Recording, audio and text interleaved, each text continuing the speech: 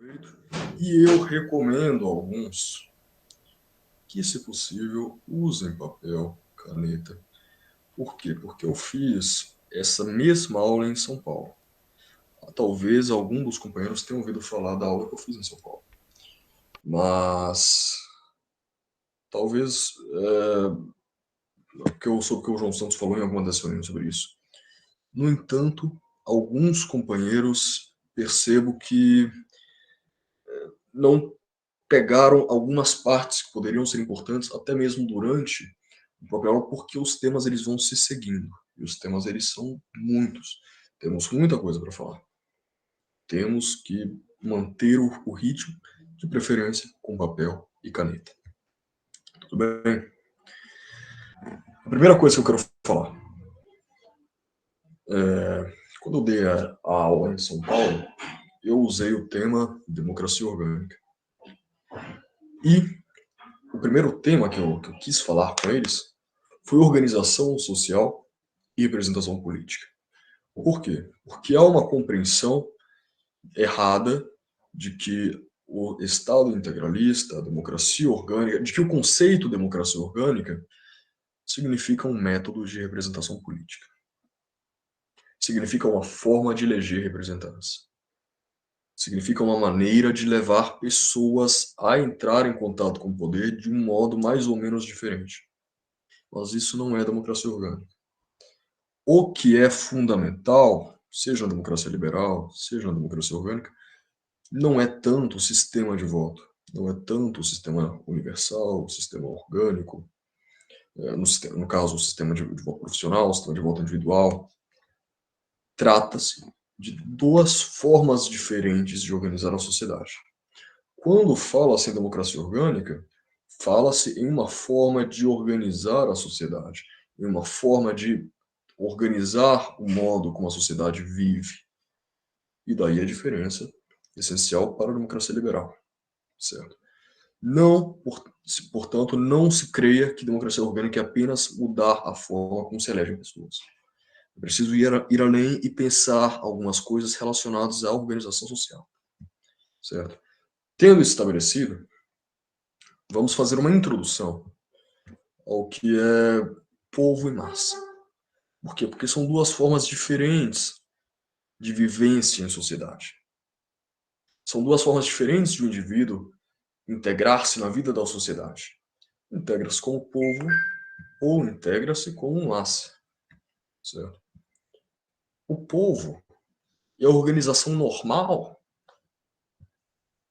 da sociedade. A sociedade normalmente é povo, mas de duas formas o povo transforma-se em massa. Uma é a forma individual e outra é a forma social.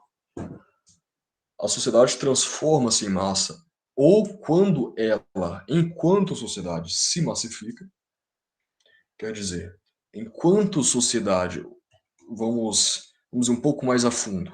Enquanto sociedade deixa de ser um conjunto de grupos, um conjunto de conjuntos, certo? Um conjunto de famílias, um conjunto de municípios, um conjunto de sindicatos, para ser um conjunto de indivíduos dispersos, sem raízes, sem tradições, sem religião, sem... Certo. O povo deixa de ser povo quando perde a estrutura hierárquica que o configura, de os filhos se subordinarem aos pais, as famílias tratarem-se enquanto famílias, os profissionais enquadrarem-se no seu círculo profissional, no seu círculo econômico, ou cada um se enquadrar no seu município, agir dentro dele e ter direitos a partir dele, torna-se apenas um conjunto imenso de indivíduos que não tem laços de família, que não tem laços de município, que não tem laços de profissão,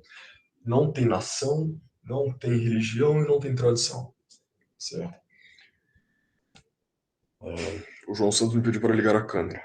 Eu tinha avisado que eu estou com problemas de suporte para colocar o computador aqui. Não sei se eu tenho como ligar a câmera. Eu vou tentando enquanto a gente vai conversar. Existe uma massificação que é individual.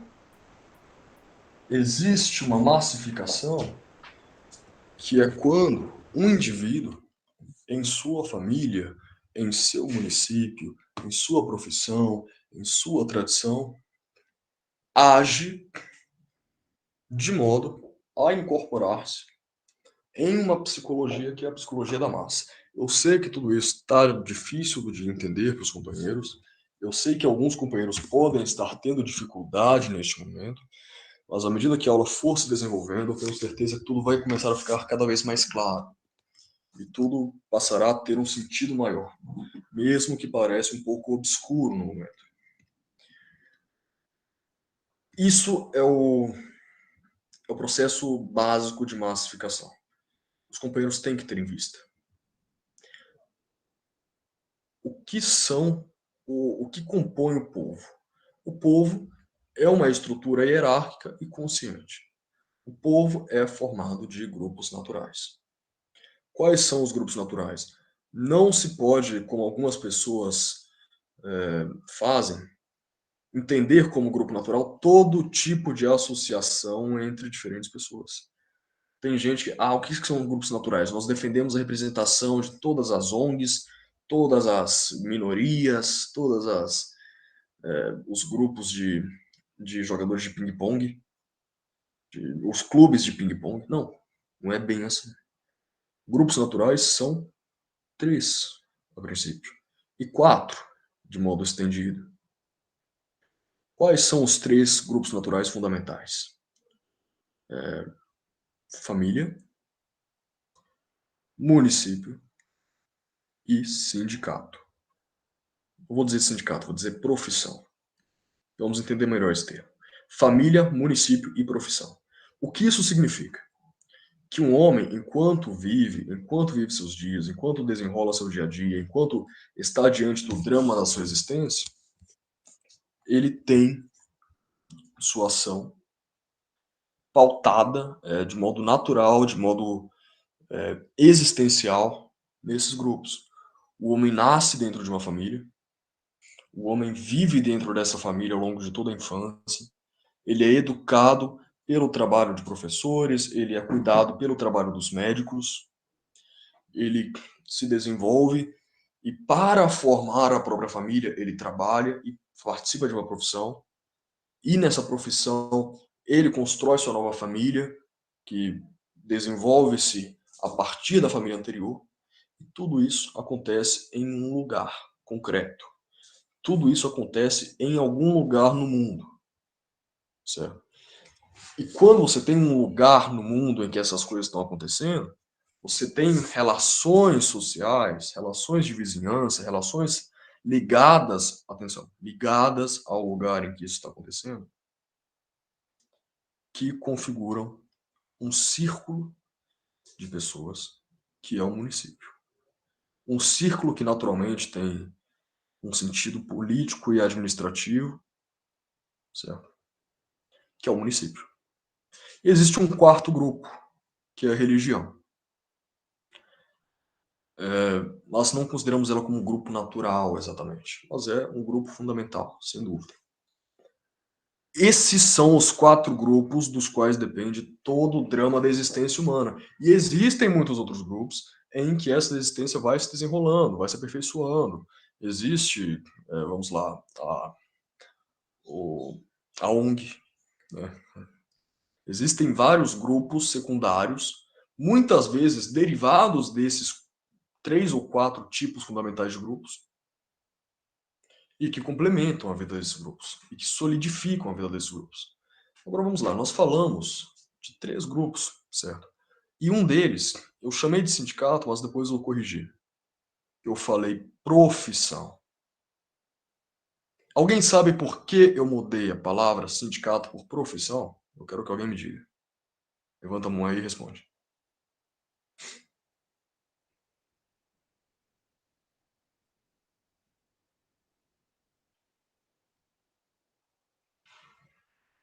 Pode ser o Jonas também. Pode ser qualquer um. O sindicato ele é uma entidade de caráter Peraí, econômico-social. Moisés. O Moacir levantou a mão. Perdão. Então, como você é uma pessoa mais experiente, eu quero a resposta dele. Olá, pessoal. Boa noite. Boa noite, Boa Matheus. noite. Bom, de maneira abrangente, né? Você falou profissão porque remete ao ser humano, enquanto um exemplar, né? E sindicato já seria uma questão coletiva. Não. Pode, eu entendo que você tenha compreendido aqui, mas por que você tenha compreendido isso? Mas não, Feliz, pode falar. Só queria dar um aviso que a sessão aqui no Meet vai acabar em 10 minutos, então acho melhor a Sim, gente mudar para outra sessão para poder sim. durar mais tempo. Vocês falam aí e a gente muda. Beleza. Enquanto isso, vamos ver as outras respostas. Não, não, Lennon. Não é por causa da apropriação da esquerda. Peraí, Mais uma resposta e eu falo o motivo. desculpa, porque eu estava fazendo alguma coisa no momento que Eu você falou. perguntei por que. Eu falei primeiro que os três grupos naturais fundamentais são a família, o município e o sindicato. Mas eu troquei o nome. Eu coloquei profissão. Por quê, Jonas? Porque eu falei que a profissão é um dos grupos fundamentais e não simplesmente o sindicato. O sindicato ele provém da profissão, Não, né? É para, nesse sentido. para. O Matheus levantou a mão, quero ver a resposta dele. Não, e a todos, boa noite.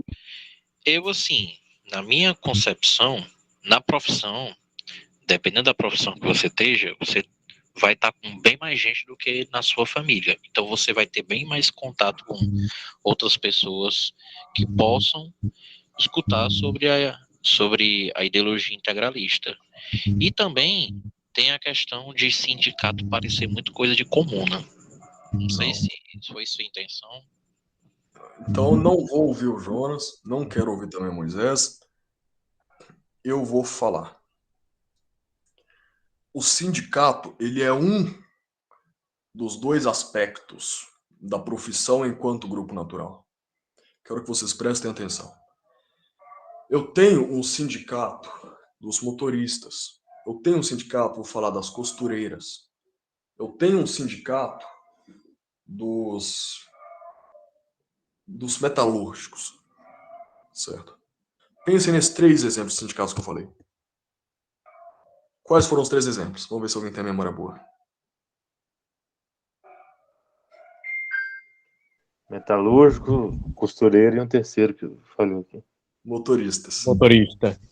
Mas o sindicato dos metalúrgicos tem alguma eficácia real na vida do trabalhador se não for de acordo com o interesse geral da indústria?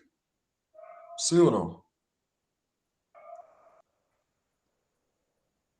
O Matheus falou ali com a cabeça a resposta dele. E não, de fato. A costureira, quando ela se senta na máquina dela, ela tem de fato algum domínio sobre o seu destino que não esteja ligado a toda a situação agrícola, da plantação do fio de seda e do algodão, da fiação e da tecelagem na etapa industrial, da colocação dos produtos no mercado e de todo o sistema que conecta os produtores primários e secundários até o consumidor final? Não. A costureira está ligada a uma cadeia de fatores e ela tem sua. O sindicato é o quê? Ele é uma armadura de defesa do interesse de alguém que exerce uma ocupação. Mas o sindicato é uma etapa desse interesse, é a etapa inicial. Esse interesse ele está colocado para cada um em um interesse maior, que é outro grupo natural fundamental, da forma como nós entendemos isso, que é a profissão como um todo. Quando eu digo profissão, não digo todos os motoristas, todas as costureiras, eu digo todo o sistema de transporte comercial dentro da nação, todo o sistema de, vou dizer, roupas dentro da nação. E isso é o quê? Alguém sabe me dizer o que isso se chama quando está organizado administrativamente, quando tem direitos de administração sobre si mesmo, quando é um grupo organizado? Qual é o nome que se dá a esse grupo? É esse segundo tipo de grupo, que não é o sindicato. Pode falar. O único nome que me veio à mente foi independente. Não, não. Jonas pode falar. Eu suponho que seja a corporação. Exatamente. Todo mundo sabe que o integralismo é corporativista. O que é a corporação? É o segundo tipo de grupo. O sindicato é o grupo da costureira.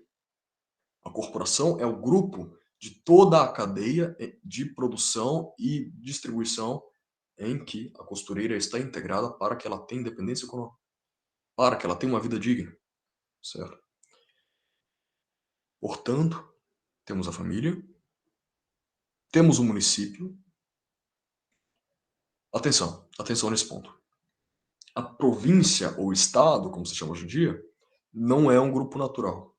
A província é um artifício jurídico.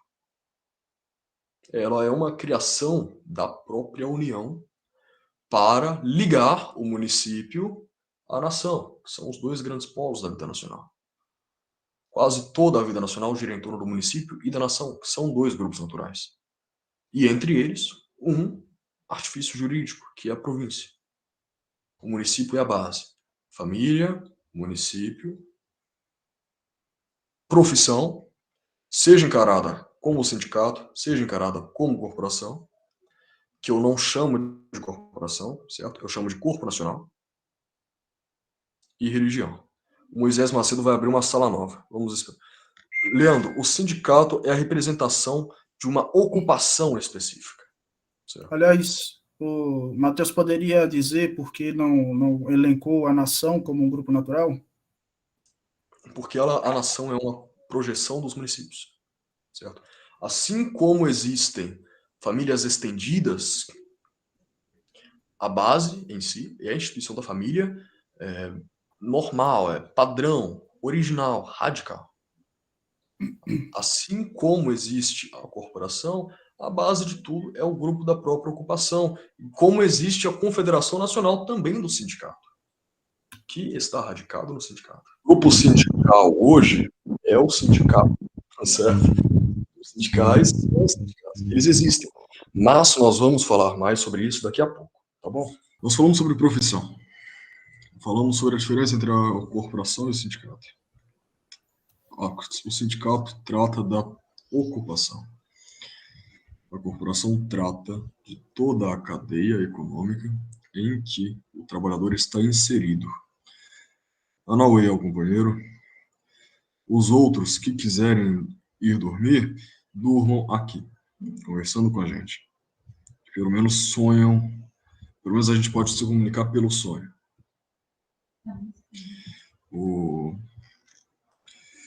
Quando nós falamos do tema em que nós estamos, nós entramos num ponto muito importante da relação entre o individualismo, os grupos naturais, e o modo como o homem se posiciona em relação à sociedade. Foi o Lennon que falou algo sobre os sindicatos modernos.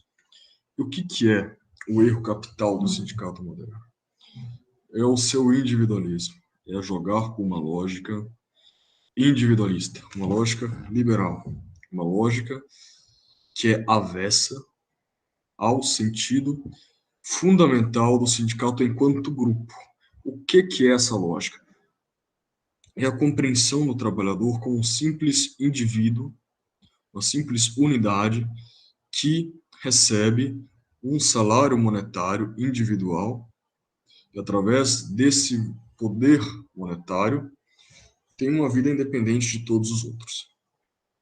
O individualismo ele venceu no Ocidente no momento em que ele foi capaz de tornar os trabalhadores unidades escravizadas pelo fato de terem a sua autossuficiência depositada na base de salários monetários individuais e independentes de toda a ambientação social que lhes forneça alguma dignidade. O que isso significa? O destino do trabalhador, em certo momento da civilização ocidental, deixou de depender do grupo em que ele estava inserido, do ambiente social em que ele estava inserido e recebia assistência, segurança, aprendizado, tinha seus interesses defendidos, e tinha sua dignidade salvaguardada por outras pessoas. E passou a ter sua dignidade dependente de uma unidade de dinheiro que ele recebia do seu patrão e que lhe caracterizava individualmente em relação aos outros, que é o salário. Antigamente, a vida desse trabalhador, mesmo que ele recebesse um salário, antigamente no sentido de quê? No sentido de quando existiam grupos de uma mesma profissão, antes do individualismo moderno, em qualquer era. Independente de qual fosse o provento de um trabalhador, ele tinha sua dignidade talvez até maior do que um trabalhador que hoje ganha muito, porque ele tinha em seu grupo profissional o acesso a uma ampla rede de serviços, de assistência, de educação, de dignidade pessoal por meio do grupo em que ele estava inserido pelo simples fato de exercer aquele trabalho. Isso mudou. Isso mudou a partir do momento que o trabalho foi individualizado, a partir do momento em que a dignidade dele passou a depender simplesmente da unidade monetária que ele recebia. O sindicato, ele ressurgiu como forma de, depois que os sindicatos foram destruídos na França, no Brasil e em todo o mundo, no caso as corporações de ofício tradicionais, o sindicato surgiu como forma de garantir alguma espécie de dignidade grupal semelhante a esse sistema. De permitir que, independentemente da situação individual, todo trabalhador tivesse uma garantia objetiva, uma garantia que o Frank Tennenbaum chama de renda real, que não é o salário real, não é o que os economistas chamam de salário real, que é diferente do salário nominal, mas é a renda real de forma objetiva. Por isso, peço que os companheiros tenham uma caneta e o papel ainda em mãos, anotem isso e vão tentando passar por essas ideias. O sindicato moderno, porém, ele se desvirtuou disso e ele começa cada vez mais a individualizar o trabalhador, porque o trabalhador sente que a sua dignidade está no valor que o patrão lhe paga. Portanto, a sua dignidade depende de combater o patrão para que esse valor seja superior, para que, então, ele seja mais capaz de uma autossuficiência individual, enquanto indivíduo, a parte de toda a ambiência objetiva. Mas quando você entra no que a gente chama de renda real, quando você entra no que é a dignidade objetiva do trabalhador, o que é a forma pela qual ele tem sua dignidade, independentemente até mesmo da unidade monetária que ele recebe, o salário, você tem a necessidade da prosperidade da empresa para que essa dignidade chegue até ele. Conseguem pegar a linha de raciocínio até aqui? Eu imagino que todos estejam compreendendo tudo muito bem e espero que vocês me deem uma resposta sobre se estão pegando a gente. Certo? O fato é, a defesa do trabalhador, como tudo mais, não é unilateral. Ela depende de fatores múltiplos, de fatores integrais, o que a gente chama de correlação fenomênica, certo? E a esquerda, ela defende o trabalhador em que sentido? Ela defende o trabalhador em que sentido? Ela defende o trabalhador de uma forma unilateral, enquanto assalariado, enquanto quem recebe algo da empresa. Mas ela não defende o trabalhador de modo integral, que é o quê? É a defesa de todo o sistema pelo qual o trabalhador pode se posicionar. Que é o quê? É defender o trabalhador enquanto membro da empresa, é defender o trabalhador enquanto membro da comunidade estendida da profissão, a indústria, a agricultura, etc. E é defender o trabalhador enquanto membro da nação. A esquerda defende o trabalhador enquanto indivíduo. Conseguem entender que isso esse individualismo pode ser estendido a outros fatores da nossa vida social? A esquerda defende o trabalhador, mesmo que defenda o trabalhador contra o individualismo, contra o capitalismo, defende em uma lógica individualista, uma lógica de salário individual, à custa do grupo e à custa de toda a ambiência social, à custa de toda a comunidade da produção, de toda a comunidade da profissão, a comunidade da indústria, a comunidade da agricultura, a comunidade das roupas, ou seja, da corporação. A esquerda defende o trabalhador às custas, a esquerda usa o sindicato como forma de defender o indivíduo contra a corporação. Conseguem entender isso? É uma subversão satânica. É uma subversão em que uma lógica puramente grupalista torna-se instrumento de perversão individualista. Correto? O integralismo faz o caminho oposto. O integralismo não é contra o sindicato, mas ele entende que a finalidade do sindicato ela é diferente. A finalidade do sindicato é de proporcionar ao trabalhador um ambiente objetivo pelo qual ele esteja salvaguardado. E esse ambiente objetivo depende de quê? Ele depende, em primeiro lugar, da prosperidade da empresa. Mas essa mesma prosperidade da empresa está integrada na prosperidade do ramo. O que é o ramo? É o corpo nacional, é a corporação, é o sistema produtivo do café, da agricultura, da indústria, da roupa, do transporte comercial, que configura a corporação. Entendem? O sindicato está integrado nesse sistema. Mas ele é um bem comum dentro desse sistema. Ele é um bem particular dentro desse bem comum geral. Pode falar, Matheus Oliveira. O que vocês acham do Brasil? Ele está ferrado com o Lula no poder? O quê? O que será do Brasil com o Lula no poder? Não está ferrado. Estamos aqui. Isso que estamos falando é o que permite que o Brasil tenha um futuro. Por isso, peço a todos que pensem no Brasil a partir disto, à medida que desenvolverem a capacidade de pensar dentro das categorias que estamos falando aqui agora. Esse é o grande diferencial do sindicato dentro do integralismo. É buscar defender o trabalhador de forma objetiva. É um trabalhador como uma unidade que quer um salário maior, um trabalhador que tem um egoísmo superior, que quer um benefício individual, um benefício egoístico superior. Certo? O trabalhador ele deve entender sua dignidade em relação à dignidade objetiva que ele está inserido. Correto? Isso é o grupo natural. O grupo natural não é uma projeção de indivíduos com egoísmos que se... Wagner perguntou, tem como propagar essas ideias da democracia orgânica nesse meio revolucionário? Revolucionário seria o quê, o sindicato?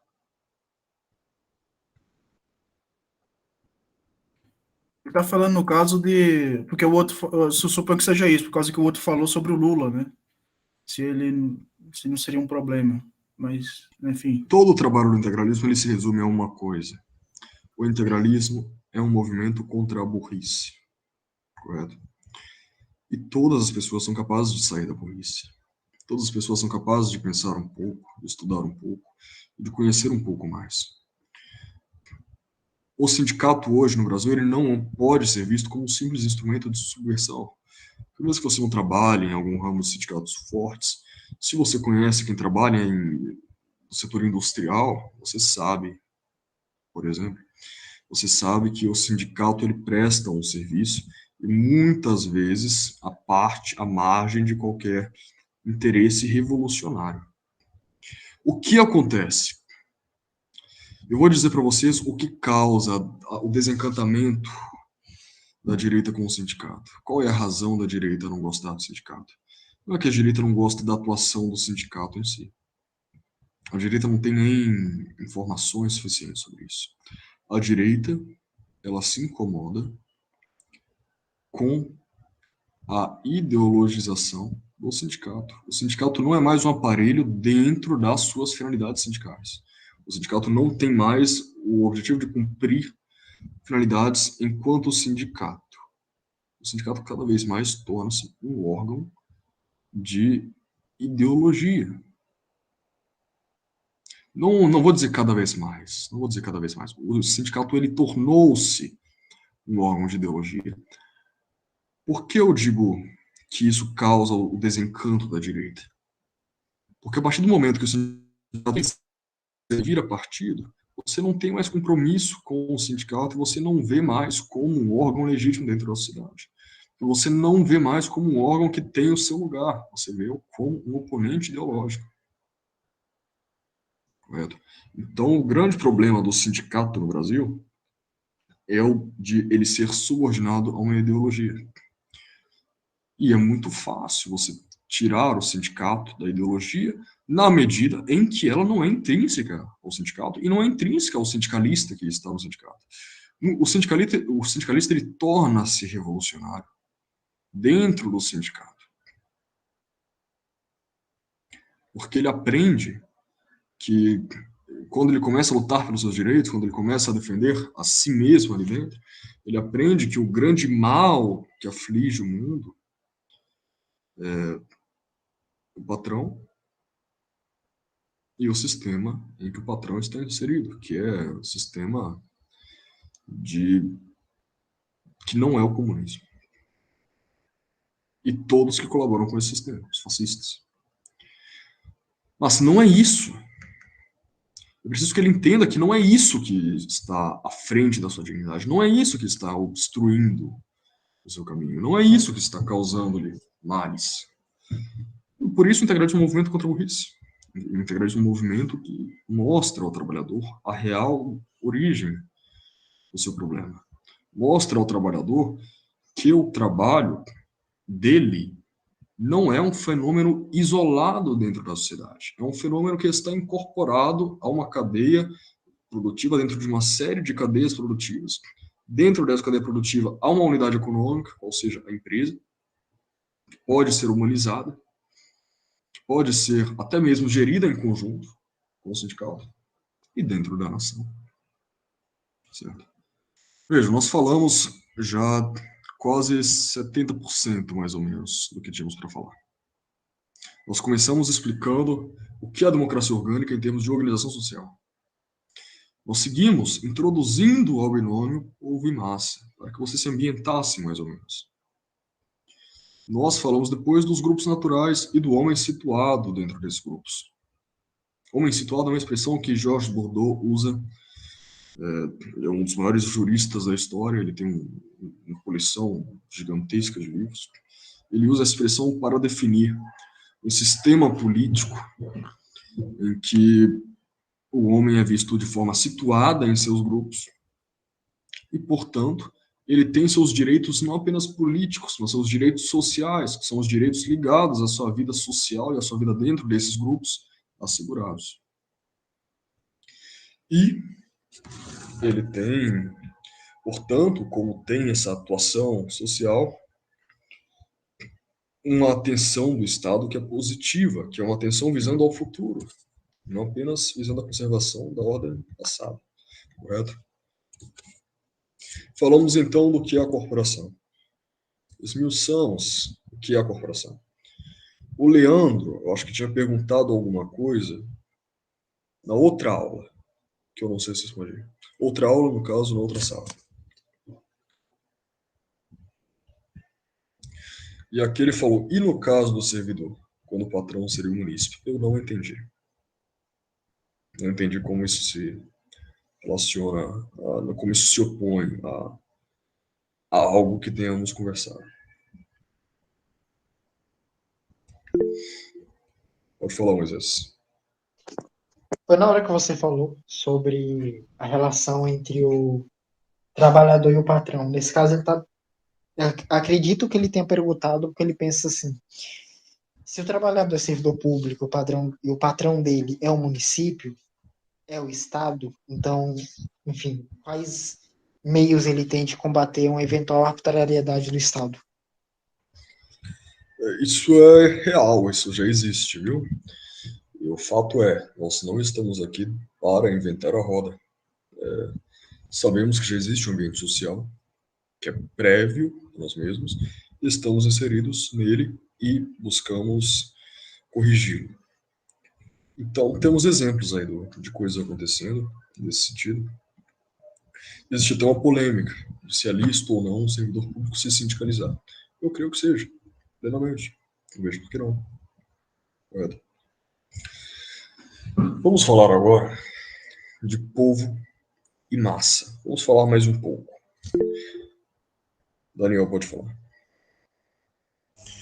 Primeiramente, eu peço perdão pela minha ignorância, mas qual a diferença entre sindicato e corporativa? Algum dos companheiros pode responder com base no que falamos?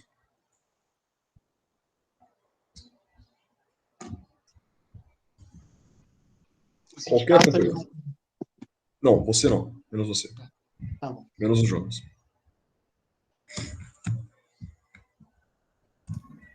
Bem, até onde eu entendi, sindicatos seriam uma parte das corporações, né? Que parte?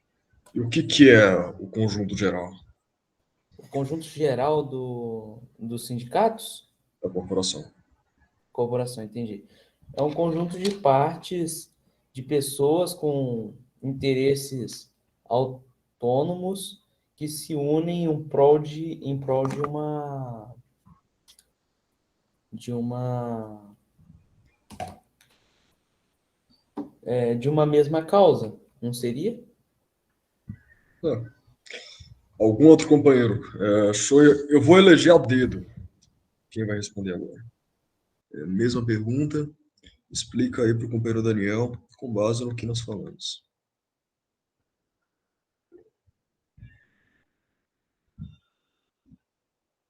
Não, não lembro. Feliz. O sindicato, né, são os grupos de, das respectivas profissões e, no caso, o sindicato é o braço dessas profissões para atingir os seus interesses. E a corporação é o, como posso dizer, o trabalho em si. Vamos pegar o exemplo da costureira. Tem a fazenda de algodão, tem todo o processo que o algodão tem para virar o tecido, tem o processo de logística para levar o tecido até a costureira, para a costureira fazer a roupa. E essa não seria a corporação? Dando esse exemplo. Acertou do ponto de vista produtivo, como disse o Jonas. Essa é a corporação? Não, na medida em que a corporação seja um órgão concreto. Mas você acertou no ponto de vista. Agora vamos ver quem mais eu vou sortear aqui para dar essa resposta para a gente. Wagner.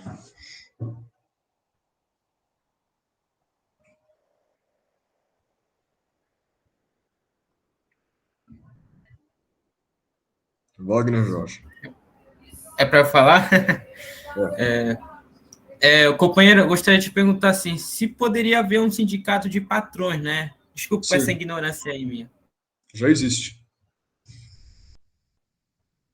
Mas eu te chamei para você nos esclarecer o que é sindicato e o que é corporação, a diferença entre sindicato e corporação.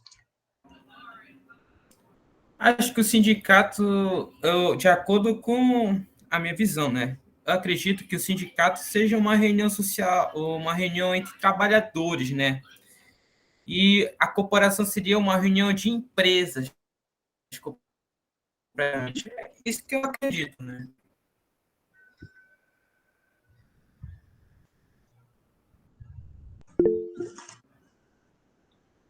Daniel, Já terminei. pode falar, Daniel. O sindicato, então, seria... Daniel, não conclui ainda. Nós não chegamos lá. Ok.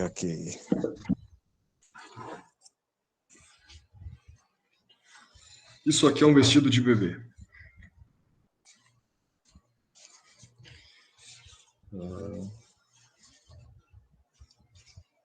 Não tem marca aqui.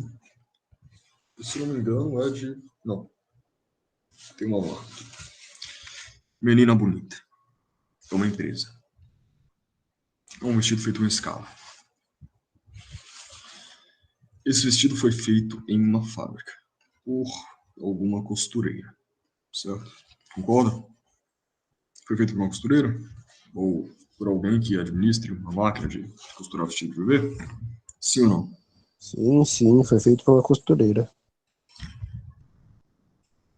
Mas foi essa costureira que configurou a máquina, que fez o design da roupa? Foi ela ou não? Não, Provavelmente não. Ela é a dona da fábrica? também não. Também não. Esse vestido, eu não sei dizer que tecido é esse. Nós vamos voltar ao exemplo do algodão. Vamos imaginar que isso aqui fosse um vestido de algodão. O algodão, ele é uma planta. Ele foi plantado por uma pessoa.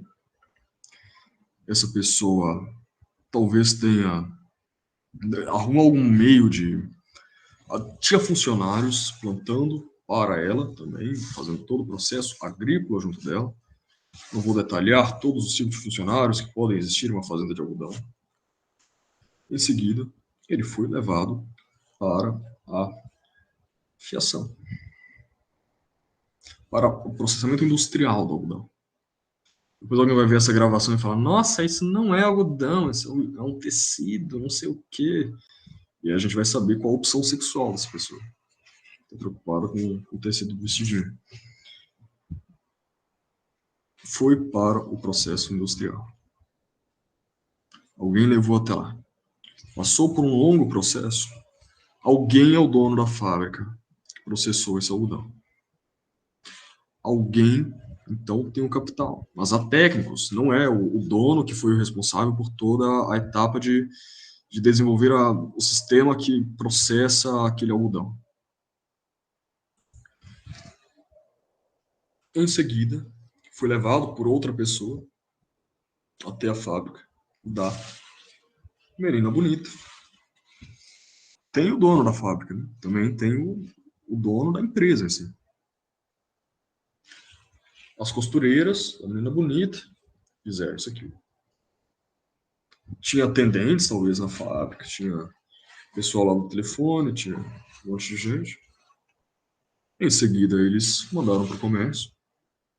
Alguém levou para o comércio. Alguém distribuiu, se ocupou da distribuição disso no comércio. E alguém vendeu. E chegou até mim. E esse é o vestido. Agora você pega as pessoas que estavam nessa fábrica. Você pega as pessoas que estavam nessa indústria. Você pega as pessoas que estavam no sistema de transporte de uma coisa para outra. Você pega essas pessoas que estavam na fábrica de costura. Você pega as pessoas que distribuíram. Você concorda que a pessoa, Daniel, você concorda que a pessoa que estava plantando esse algodão, se esse vestidinho não tiver um preço decente, não tiver uma colocação decente no mercado, não tiver salário, um nível de salários na etapa industrial, na etapa da confecção, na etapa da distribuição adequado, ela terá um rendimento pessoal enquanto agricultor diferente?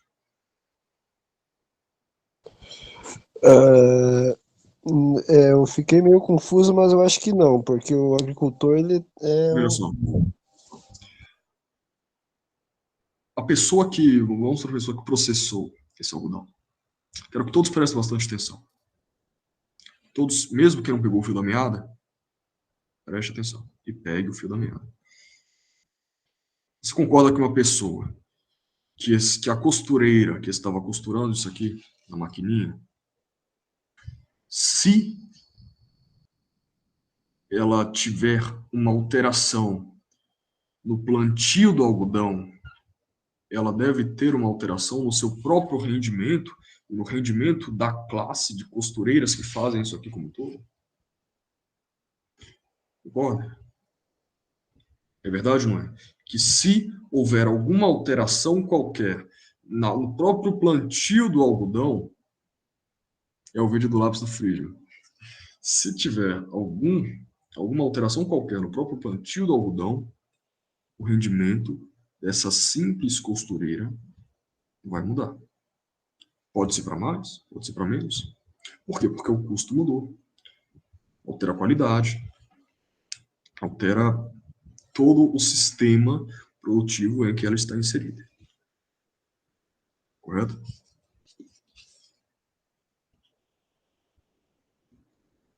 Correto. Você pega a pessoa que estava plantando o algodão. Você pega a pessoa que processou o algodão. Você pega a pessoa que levou uma coisa de um lugar para o outro. Você pega a pessoa que estava costurando isso aqui e toda a fábrica e as pessoas que trabalhavam na fábrica com ela, e o dono da fábrica. Você pega todo mundo que foi para a distribuição.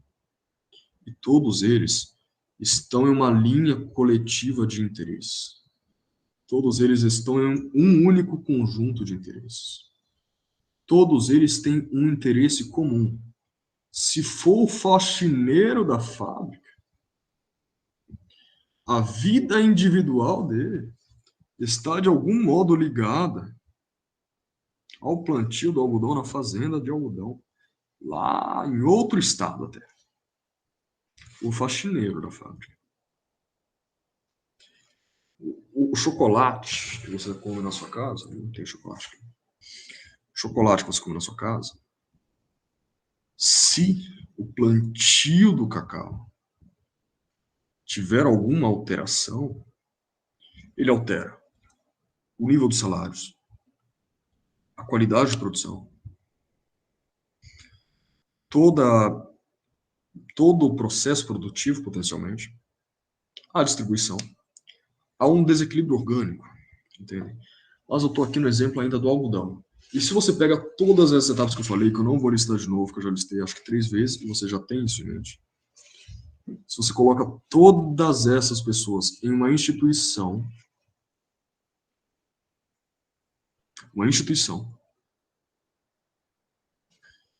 com uma administração própria, com uma representação própria junto ao Estado, com o próprio poder disciplinar, com o conselho interno, com laços orgânicos que ligam as pontas, e relacionado a outros conjuntos que existem também dentro da nação, você tem uma corporação. A instituição que é corporação. Agora, se você é a costureira disso aqui, você é do sindicato da costureira. Mesmo que você não esteja dentro dele, consideramos que você é parte, em algum modo, da comunidade de costureiras que vamos considerar como sindicato. Você é a costureira que faz isso aqui, você está dentro do sindicato da costureira. Mas, ao mesmo tempo, ser a costureira que faz isso aqui, você está dentro de toda essa complexa cadeia produtiva, dentro do quadro da nação, que é a corporação. Alguém não entendeu? Vamos falar até que entenderam, mesmo quem não entendeu, só para não repetir a explicação, né? O grupo natural é o sindicato ou a corporação. O grupo natural eu chamei de profissão. Porque assim a gente enquadra 2 aspectos. O aspecto sindical e o aspecto corporativo. Ambos são grupos naturais na medida que são formados naturalmente. É uma exigência natural da vida humana. Quem não trabalhar, não coma. Não existe vida que não envolva o trabalho. E toda a vida, na medida que é desenvolvida de forma normal, na medida que é desenvolvida de forma como deve ser, fora os casos anormais, desenvolve-se na família, debaixo do trabalho de outras pessoas. Depois, potencialmente, formando a própria família a partir do próprio trabalho. E um dia, morrendo em meio à família, desconfiado ao trabalho dos outros. E em tudo isso, Você tem o trabalho, que aquela pessoa exerce diretamente, o médico, o pedagogo. E você tem todo o conjunto nacional que forma o setor em que essa pessoa está realizando isso para você. Que forma o fim de toda essa atividade. O pedagogo na educação. O médico na saúde. Consegue entender? Está tudo certo? Vocês tem alguma dúvida? O sim foi para o está tudo certo ou para o tem alguma dúvida? Não dá para saber.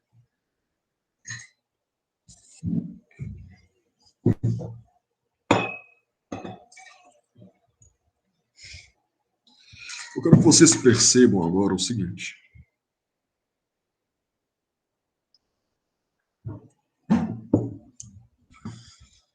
Alguma doutrina política falou isso a vocês antes do integralismo?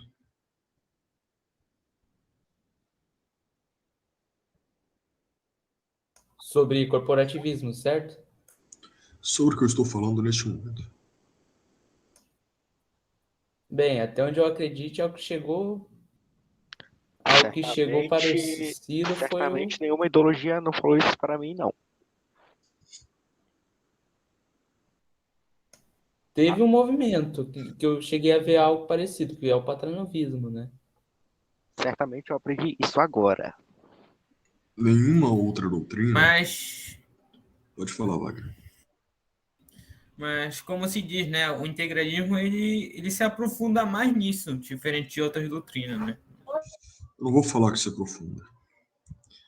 Nenhuma outra doutrina dará a vocês uma forma de ver de forma completa o modo como os fenômenos sociais se dão dentro do país. Todas falarão coisas mais ou menos conceituais e se desviarão do sentido global do problema. E o que é o sentido global do problema? É você entender que a sociedade tem modos de existir, como povo, como massa. É você entender que a dignidade de uma pessoa, de um trabalhador, não depende apenas da unidade monetária individual que ela recebe, ou da sua situação individual, mas de uma situação coletiva, e que essa situação coletiva ela não é apenas ocupacional, ela não é apenas enquanto trabalhador, ela é enquanto pessoa dentro da realidade, enquanto pessoa dentro de um sistema real de coisas. Primeiro sindicato, depois corporação. Por quê? Porque é assim que o mundo é de verdade. É assim que as coisas acontecem. É assim que elas podem ser organizadas, podem ser resolvidas. Se formos dar exemplos sobre isso, a aula vai demorar bastante. Quando falamos sobre o preço de não sei o que estar alto, não estamos falando nem sobre o que está chegando no comércio naquele preço, nem sobre o salário que as pessoas recebem enquanto vendem aquilo ou produzem aquilo. Estamos falando de uma complexa cadeia produtiva de âmbito nacional. Eu pergunto por que ninguém é capaz de dar atenção a essa cadeia produtiva nacional em todos os setores, inclusive. E por que o integralismo, quando dá, torna-se fascista, nazista? Por uma simples razão, porque não é conveniente que se resolvam os problemas do país. Não é conveniente que se pense e se raciocine, de fato, os problemas do país. E a solução real das coisas, a solução concreta das coisas, ela vai na contracorrente de tudo que a ideologia moderna espalhou no mundo nestes últimos tempos, certo? De que você é um ser autossuficiente e que deve se colocar como a parte da ambiência social em que você está inserido e de cuja dignidade depende. De que você é uma pessoa que deve buscar a felicidade, independente da sua família, independente da sua mulher, independente dos seus filhos, dos seus pais. De que você é uma pessoa que deve conquistar o mundo, independente do seu país. De que você é uma pessoa que deve ter tudo, independente das pessoas que trabalham na mesma cadeia produtiva que você, mesmo com os prejuízos que elas podem ter da sua própria conquista pessoal ilícita. E de que você deve viver à margem dos seus iguais, à margem dos que estão ao seu lado. Sim, Lero.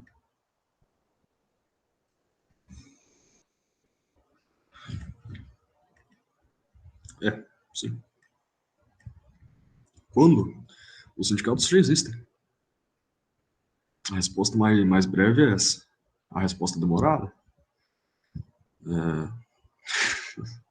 Também já existem corporações, né? Corporações.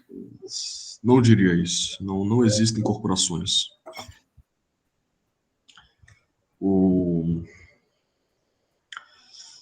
Falado tudo isso, colocado tudo em resumo, voltado a tudo que nós falamos até agora, com a certeza de que todos os companheiros entenderam e todos os companheiros têm agora a compreensão. Sim, né? Todos os companheiros têm agora a compreensão do que nós estamos falando aqui. Nós vamos voltar para o segundo tema que nós tínhamos tratado: povo e massa. Nós falamos que o povo e a massa, pode falar, J. Vitor. Opa, eu tenho uma dúvida. Qual que seria a diferença principal entre o que a esquerda chama de corporativismo e o que é corporativismo de fato?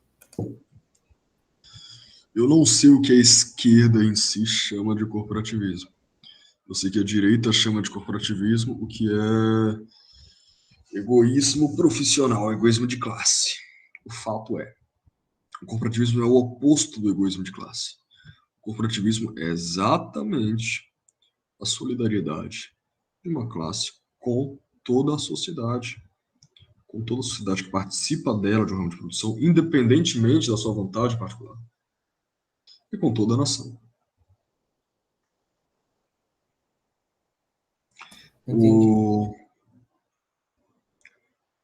E a esquerda chama de corporativismo a ideia de que, organizando as corporações, o Estado integralista tem domínio sobre elas e impera sobre todo o país, sobre toda a nação. Para eles, é um crime muito grande existir um organismo autônomo de administração que impõe a voz geral de uma cadeia produtiva, de uma cadeia econômica, cultural, etc., que esteja contra o sentido de luta de classes pregado pela esquerda, que esteja contra a desarmonia social e a burrice generalizada que configura a esquerda. Certo? E agora nós vamos para o segundo tema: povo e massa. Não vamos nos deter muito aqui, mas eu quero que os companheiros me digam o que é povo e massa. Eu vou sortear.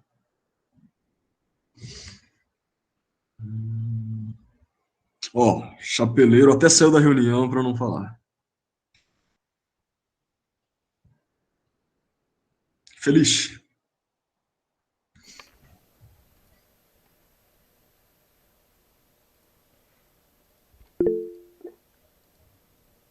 Matheus pode falar primeiro.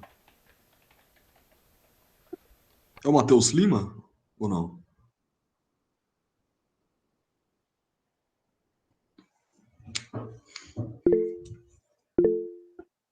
Então é outro Matheus. Tá cheio de Matheus. Pode falar. Ou deixa pro Feliz. Inclusive saiu. Estão me ouvindo? Alô? Eu tô ouvindo. Você é o Felixe? Sou sim. Ah, beleza. Então pode falar. Povo. Vou ver o que eu acho que é. Um povo seria. Tipo, tem a nação, né? O país. E esse país tem um povo que há muitos séculos pertence a essa nação. E que tem a sua tradição, a sua religião, as suas coisas. E a massa seria, não sei dizer, um grupo menor que se envolve mais com a política, não sei. Não.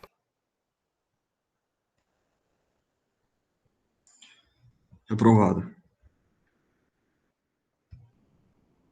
Vamos ver. Tá entrando gente ainda, né? Vamos ver quem que vai ser a próxima vítima.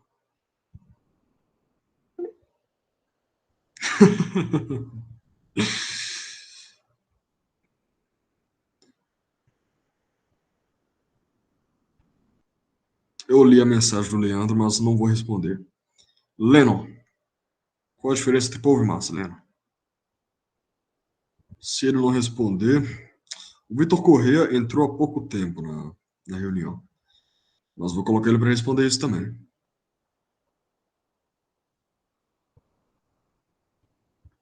Ó, já saiu um ali com ele. Tinha acabado de chegar, viu? Opa!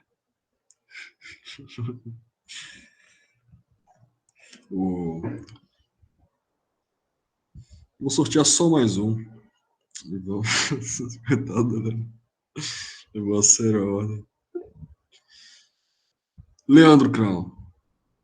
Falou na hora errada, Leandro. Foi sorteado. Pode falar. Qual foi esse povo massa? Bem, eu acredito que povo seria, pelo que eu já li, pessoas que vivem, têm culturas iguais, têm seu país, vivem num país que segue uma linha histórica, tem o mesmo idioma, enquanto massa seria, pode ser que massa seria esse povo de modo geral, sem levar em consideração a cultura, o mesmo idioma, mesmos costumes históricos. Para mim seria isso. Reprovado também. Eu não vou aplicar mais a prova.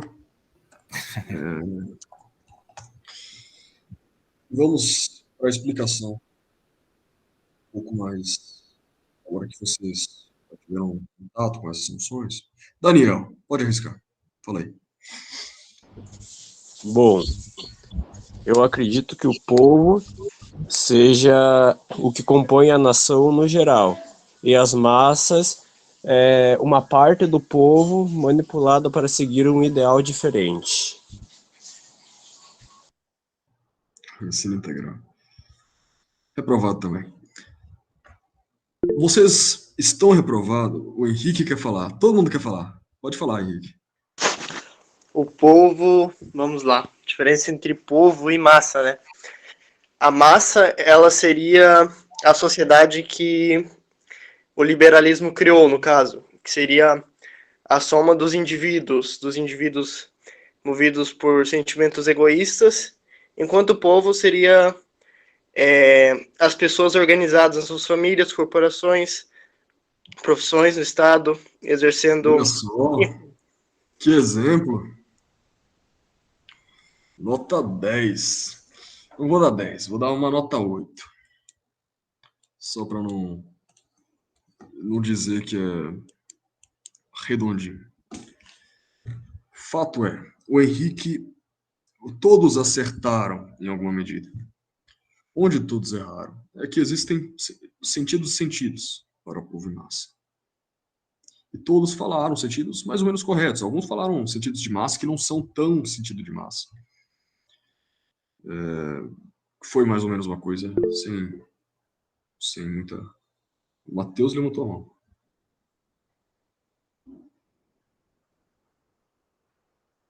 Eu vou continuar falando.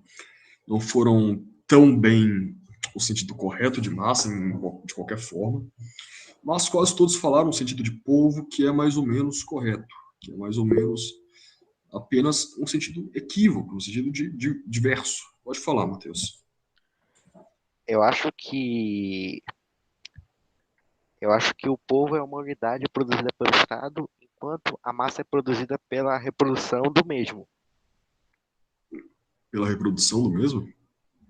do Estado. Acertei? Acho que errei. Não, Acho que eu errei. não. Reprovou.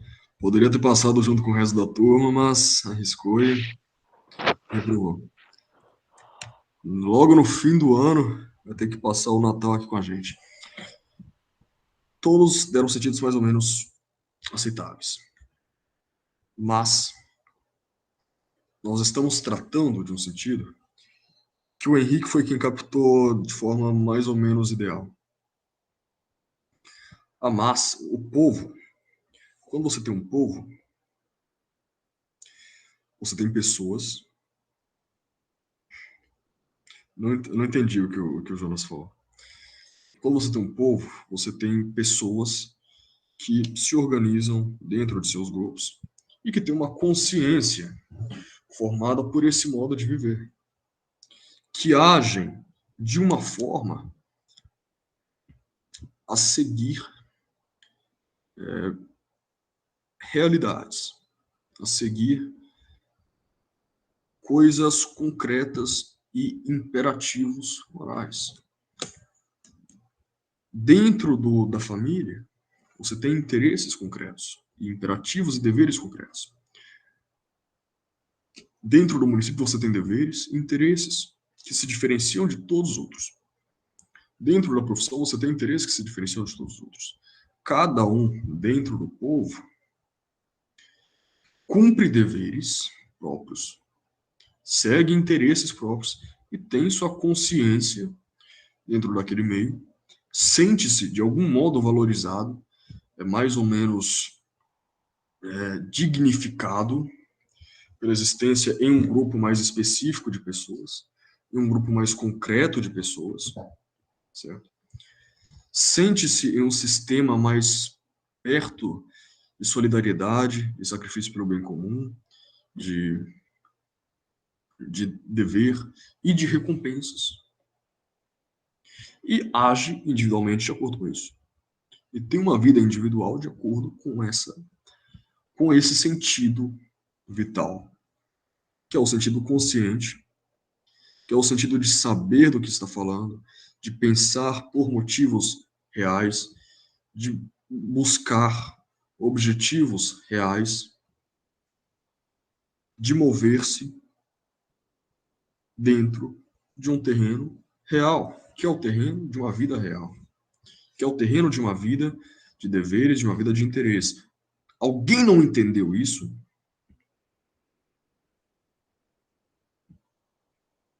O que você não entendeu, Leno?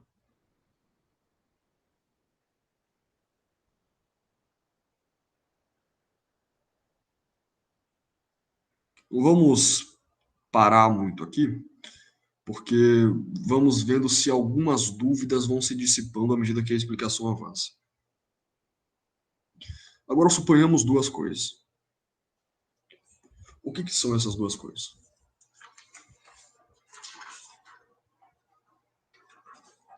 A primeira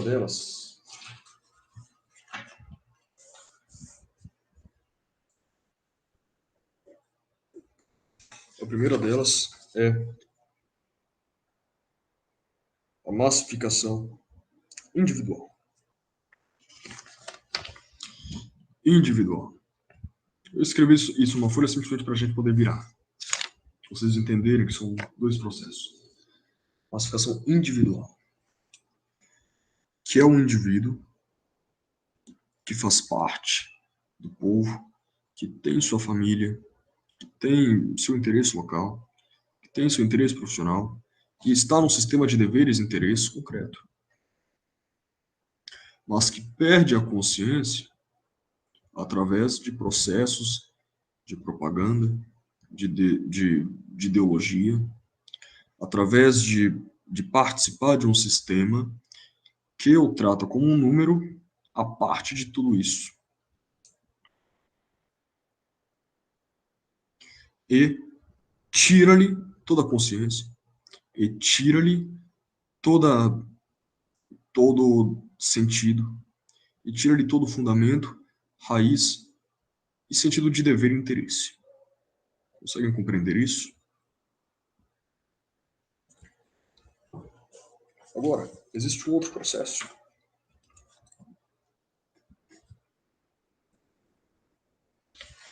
É um processo individual. Mas existe o processo social. Existe o processo em que um homem é tirado de sua família e jogado livre no mundo. Já não tem mais uma família que o prenda, que o circunscreva. Os pais se divorciaram, existe um processo de massificação social a tal ponto que eu vou falar mais sobre isso na próxima parte. Mas a destruição da família criou uma individualização geral da sociedade em um nível que nunca antes foi vista. Nunca antes se viu um tal nível de pessoas agindo segundo seu próprio egoísmo e agindo a parte de todo dever e de todo interesse real em prol de ideologias e de interesses privados e de imoralidades. Você tira o município de uma pessoa, tira dele todo o senso de responsabilidade local, de interesse local. Como? Tirando toda a liberdade de ação do município, tirando todo o espírito municipal, tirando as funções do município, tirando os meios de o município exercer alguma coisa, meios financeiros, e você tira, portanto, o espírito público de coletividade local do homem. E a conclusão, a consequência, é que ele irá se voltar a si mesmo. Irá se desligar de seus deveres, irá se desligar de seus interesses, irá se desligar de sua consciência real dentro desse sentido que ele levava como povo. Você tira do homem a sua profissão, irá desligá-lo do seu dever como profissão, do seu dever de produtividade, do seu dever de esmero profissional, do seu dever de solidariedade profissional, etc. E o seu dever como trabalhador e como membro de um ramo. E você tira do indivíduo a sua religião. Irá tirá-lo todo o sentido transcendental, toda a caridade e toda a forma de comunidade superior de sua vida. Você tem a massificação social. Povo é a população consciente do seu dever? Interessante. Interessante. Seu dever e propósito? Interessante. E esse dever, ele se realiza de formas concretas. Esse dever, ele está em formas concretas de existência humana. Esse dever, ele é concreto. Ele está ligado a formas de vida do ser humano na sociedade. Correto? E essas formas são os grupos de que ele faz parte naturalmente, na medida em que está lançado ao drama humano. Certo? O indivíduo, então, torna-se massa, através desses dois processos. E como massa, pois é, Leandro, não existe mais família. Existem indivíduos que se unem uns aos outros para seu prazer individual e estendem-se aos filhos para sua própria realização pessoal.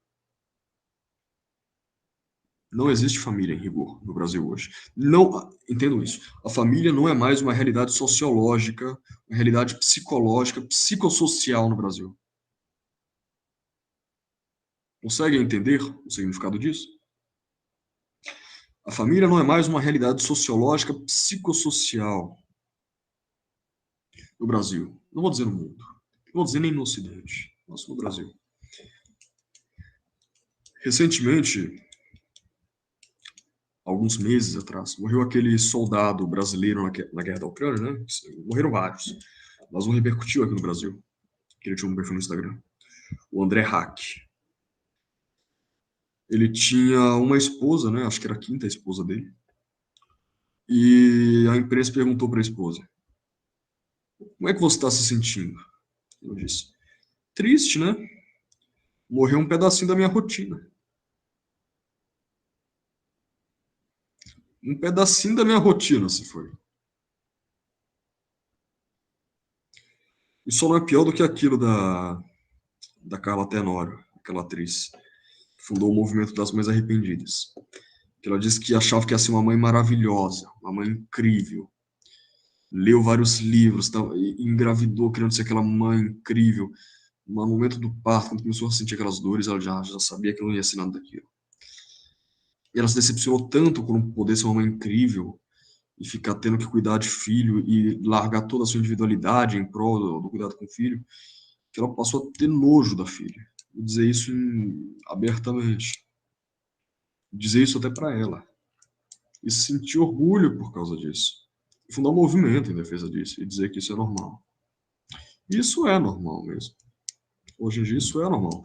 Porque não é mais normal a família enquanto realidade social. É normal a família enquanto dois indivíduos que se unem para seu prazer individual e se estendem aos filhos para sua realização pessoal. A família enquanto realidade superindividual deixou de existir. E como consequência, o indivíduo é um indivíduo. E mesmo na família, ele segue sendo um indivíduo. Vocês conseguem entender agora isso que nós falamos aqui? Individual, aspecto individual da massificação. Conseguem entender? Conseguem ter noção do que é o processo individual de massificação? De uma pessoa que está dentro da família, de uma pessoa que tem uma família, mas que ela não é povo, ela é massa. Conseguem entender isso? Uma pessoa que está dentro de um sindicato em função do seu salário individual. E que não é povo, é massa. Existem dois processos importantes de massificação. Espero que todos tenham entendido isso. Espero que todos nesse momento estejam com a canetinha na mão, papelzinho, anotando tudo. Nossa, sou um estudante exemplar. Espero que estejam assim todos aí. Espero, meu sonho. Quando você tem a massa, no momento em que existe a massa, ela tem uma psicologia social muito diferente. Na massa, você deixa de ser uma pessoa que tem uma forma de deveres, uma forma de comportamento. Você assume um outro tipo de comportamento, um outro tipo de consciência. E esse comportamento, ele não é assumido por você. Preste atenção nisso, que estamos no centro da questão sobre massa. Esse comportamento que você assume enquanto é massa, seja pelo processo individual, de encarar a morte do soldado na Ucrânia como o fim de um pedacinho da sua rotina, seja esse processo social, de já não ter mais família, de ter 5 divórcios na conta, de não ter sindicato, de não ter município, etc., não ter religião, na medida em que, de algum modo, e sempre são os dois modos que andam lado a lado, você torna-se massa, você tem um novo tipo de comportamento que é ditado de fora. O que significa dizer que esse comportamento é ditado de fora? A massa, ela age apenas por sugestão externa. Porque todos na massa são incapazes de determinação independente. Não entendi, Leandro. A massa, ela se move através de uma sugestão que é lançada sobre ela e ela reage a isso. E essa sugestão é lançada na forma de imagens. Eu quero que vocês entendam o que são as imagens. Imagem não significa isso aqui. Imagem não significa a foto do Feliz com o integralistazinho ali. Imagem não significa o Moisés Macedo com a foto de perfil dele. e um Vitor Corrêa, como seja logo que seja essa foto que ele está aí no perfil. Eu quero que vocês entendam o que é a imagem que move a sugestão da massa. Eu quero que vocês entendam antes como essa sugestão de imagem se dá. Ela não se dá de forma abstrata. Ela não se dá de forma racional. Porque o comportamento da massa, ele é muito pulverizado para ser racional. Ele é um comportamento, portanto, que se move por sugestões, e as sugestões, elas são sobrepostas em imagens umas às outras. O que isso significa? Significa que a massa recebe ideias em forma de imagens, nós já vamos entender melhor isso, sobrepostas umas às outras, sem nexo, nem qualquer relação umas com as outras, e se move a partir disso. Independentemente de qualquer análise abstrata e racional. Porque a massa não depende de abstrações, não depende de racionalidade. Isso é uma psicologia social. Isso é uma forma de comportamento da própria massa. Todos entenderam até aqui? Espero que sim. Ah, eu não entendi. O que é essa imagem? Se não é a falta de perfil do Vitor, do Moisés. O que é isso aí? A gente já vai falar.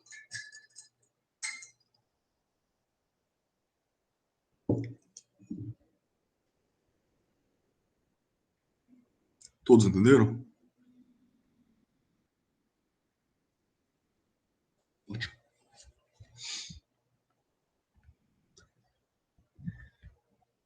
Peguemos a esquerda. O que é a ideologia da esquerda? Você tem defesa do homossexualismo, defesa dos pobres. Pode falar, Matheus. Defesa do Estado. A esquerda, as ideologias da esquerda dá até medo de falar de tão merda que é. Combate à polícia.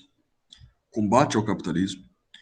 Defesa, ao mesmo tempo, de um estilo de vida dentro do capitalismo. Combate à religião e defesa das religiões populares. Tudo ao mesmo tempo. Percebe que não há nexo, lógico. Quero que entendam apenas o seguinte: não há nexo lógico. Não há relação causal entre as pautas da esquerda. Estamos falando da esquerda, direita também.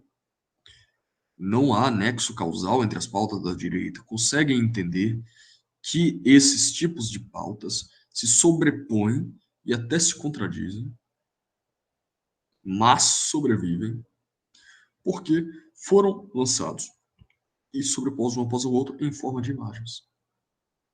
São imagens que dominam independentemente da abstração.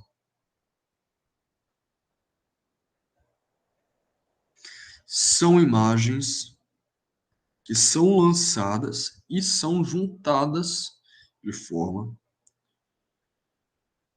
confusa, em um mosaico na mentalidade das massas.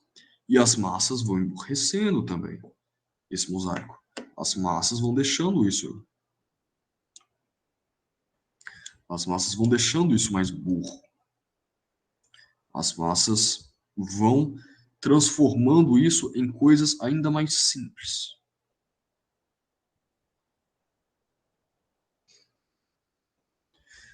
Quero que vocês entendam isso.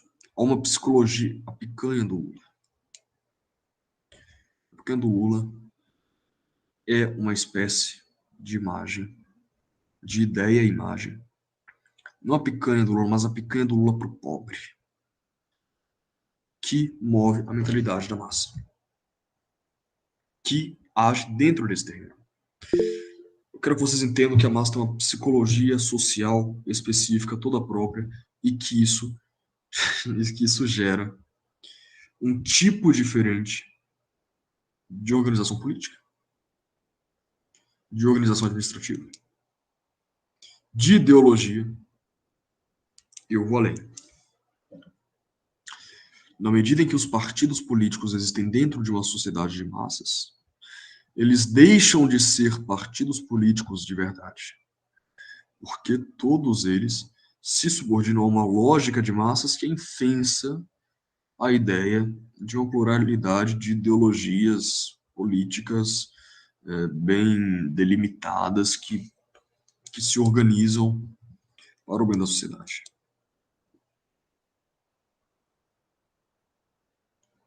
Conseguem entender isso?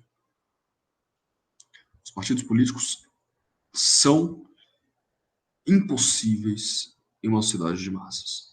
Não estou falando se eles são válidos em algum tipo de sociedade, estou falando que eles são impossíveis em uma sociedade de massas, porque a sociedade de massas ela tem uma psicologia específica no modo como ela é caracterizada.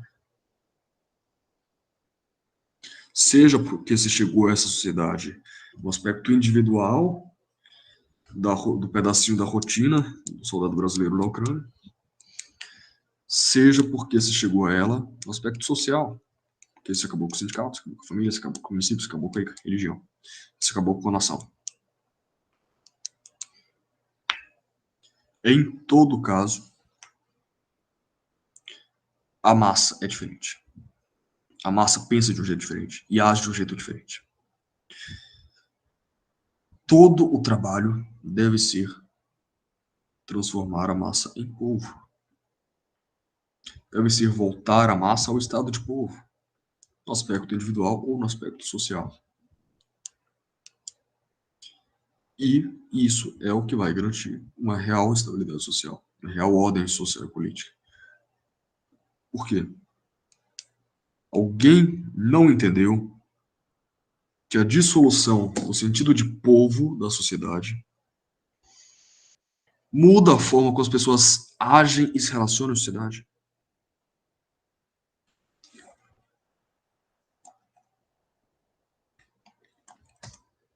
Por isso que eu falei para vocês anotarem no caderninho. Mas acho que ninguém anotou. Se alguém disser que anotou, ganha nada. Mas vai mostrar que é uma pessoa muito dedicada. O cara vai mentir. Ah, não. Anotei tudo. Aí pede, cadê a foto? O celular quebrou, tô sem câmera.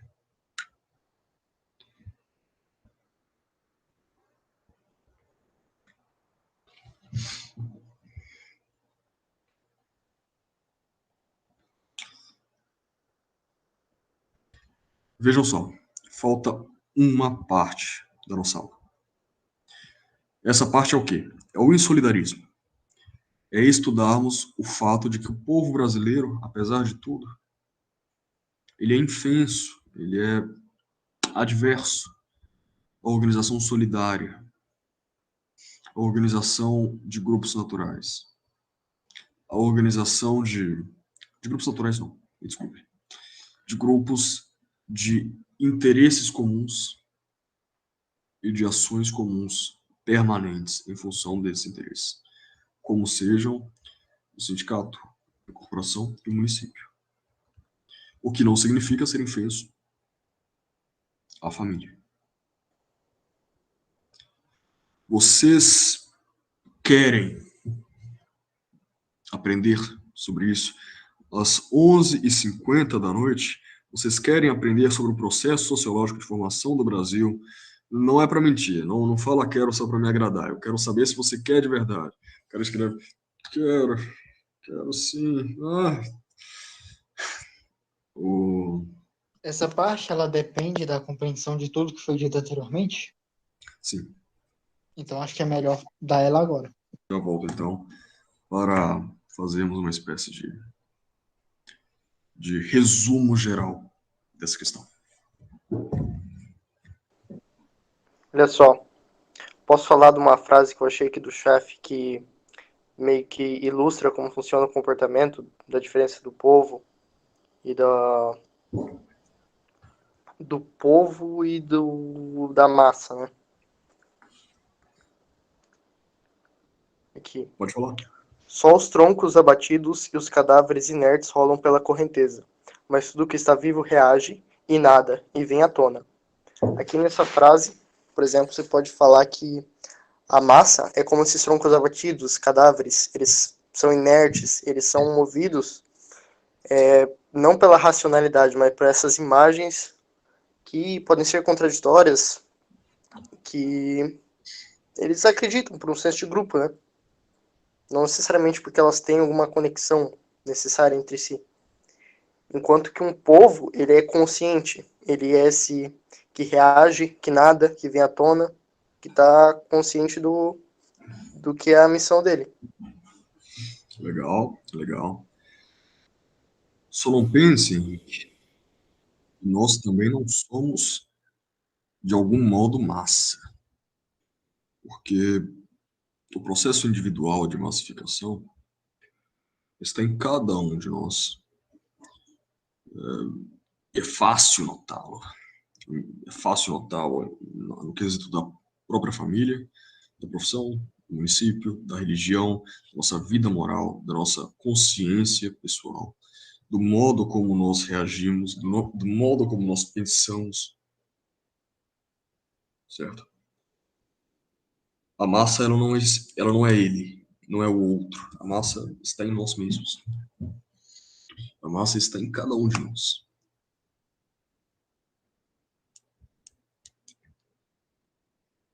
Vamos falar, para uma abreviada, sobre o insolidarismo. O que é o insolidarismo? Todos os sociólogos brasileiros, eles chegaram a uma conclusão. Todos. Oliveira Viana, Gilberto Freire. Eu faria uma lista aqui, mas não vamos passar muito tempo listando. Enfim, sabe, todos os sociólogos brasileiros, de alguma relevância, de alguma seriedade, chegaram a uma conclusão. A de que o brasileiro, ele não tem capacidade ainda de organização solidária. O que isso significa? Que o brasileiro, ele entra em um grupo, mas ele não fica nele na medida em que é um grupo permanente para obter um objetivo comum, extra-individual, através de meios comuns. Por que isso? Por uma série de motivos. Quando eu dei uma aula em São Paulo, eu pedi para o chefe provincial, o Danilo Alan, fazer um resumo sobre isso. Com base no livro que ele estava lendo, que eu dei para ele, ele fez um ótimo resumo que eu não vou fazer. Mas há uma questão da própria forma como se organizaram as pessoas dentro do país por decretos, inclusive reais. Há um processo causado pela natural rudimentaridade do Brasil na época, um processo causado por fatores sociológicos, do modo como se organizaram os clãs em nosso país, fatores políticos das câmaras municipais, e por uma série de fatores que desembocaram em uma coisa: na incapacidade do brasileiro para o exercício da organização solidária. O que é a organização solidária?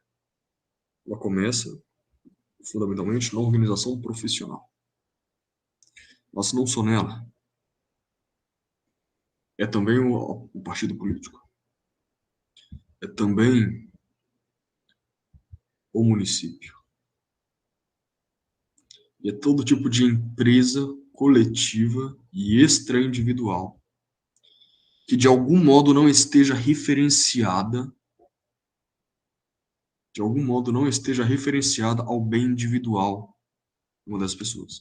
É muito fácil você ser um munícipe exemplar na medida em que é para o seu interesse de se lançar a vereador, para o seu interesse pecuniário. É muito fácil ser no sindicato na medida em que é para defender o seu próprio salário e por pouco tempo. Mas é mais difícil manter isso para um interesse coletivo e permanente. Por quê? Por um fator sociológico, por um fator civilizacional. Os outros povos também tinham essa dificuldade. Era uma conquista da civilização a superação dessa dificuldade. O Brasil não as conquistou. Por quê? Porque no meio disso, no meio desse ambiente, nós passamos para a democracia individualista. E nos organizamos de modo individualista e liberal. E não fomos capazes de nos incorporar como os europeus e outros povos se incorporaram no interesse solidário, por razões de necessidade, por razões de impositivo.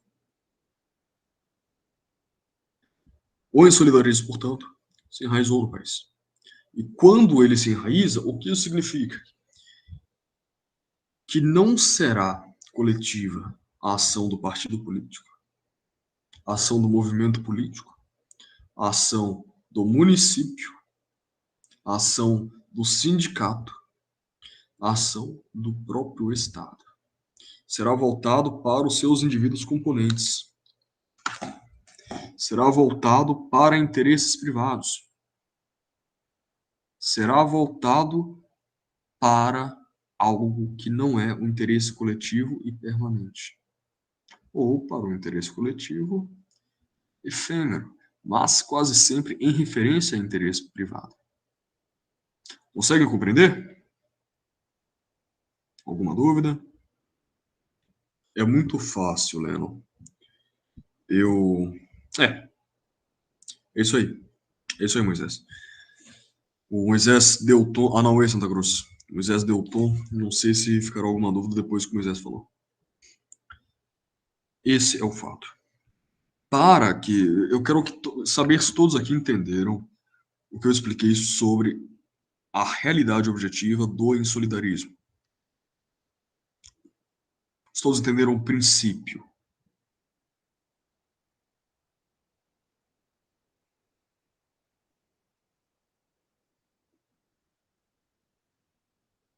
Vamos avançando, que os companheiros já estão indo dormir em massa. Teve uma saída em massa aqui agora também. Vocês vão ficando, mas vão podendo falar para os outros. Vão podendo explicar para os outros, à medida que forem entendendo isso aqui. E o Zé Macedo falou das reuniões da Guarda de Ferro que duravam até 4 da manhã.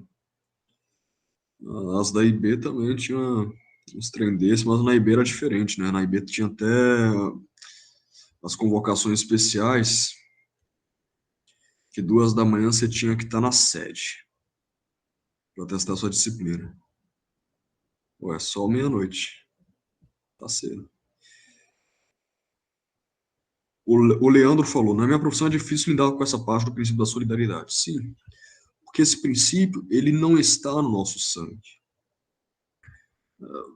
Alguém viu aquele vídeo da Copa dos japoneses, acho que no jogo de estreia? O jogo de estreia era quem? Eu lembro que, se não me engano, era o Catar. Era o Catar jogando, não era? Catar e Equador, não era? Vocês viram um vídeo do japonês, que não tinha nada a ver com aquele jogo, catando lixo do estádio? Todo o lixo, não era o lixo que estava ao redor deles, eles fizeram um mutirão. Um mutirão. Todos os japoneses fizeram um mutirão.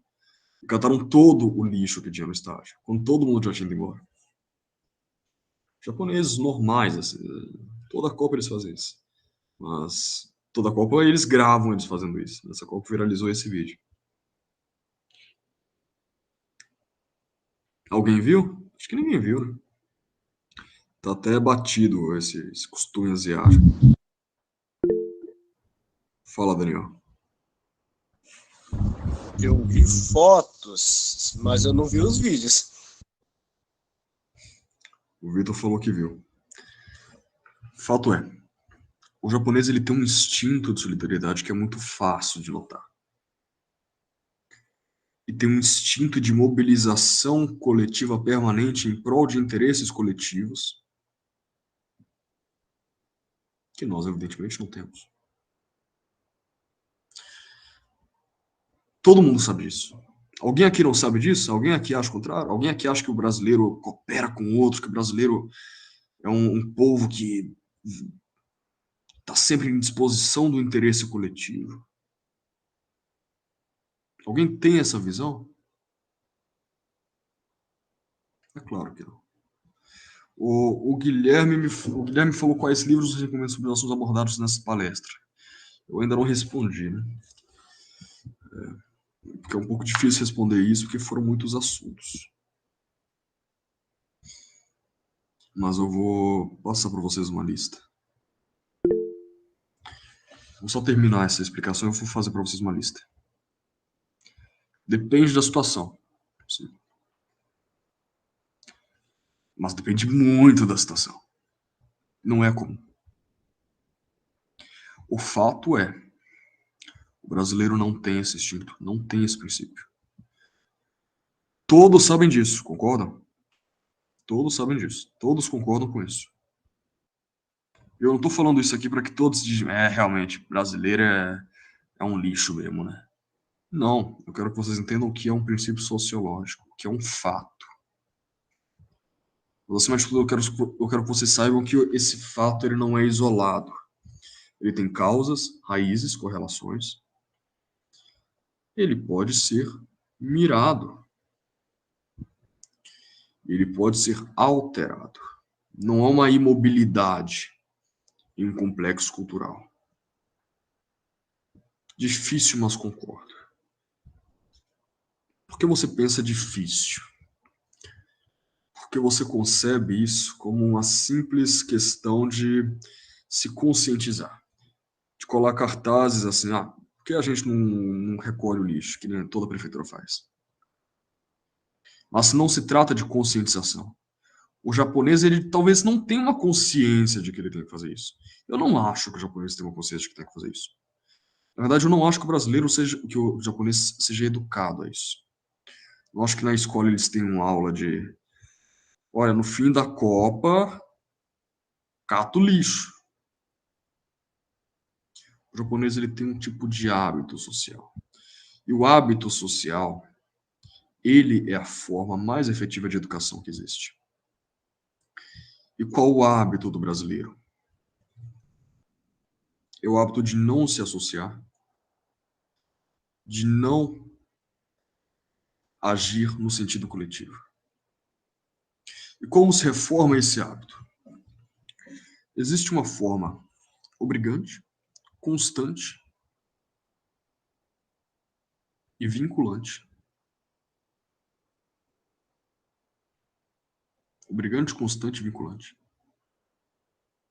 De realizar esse hábito de cooperação, de solidariedade e de sacrifício.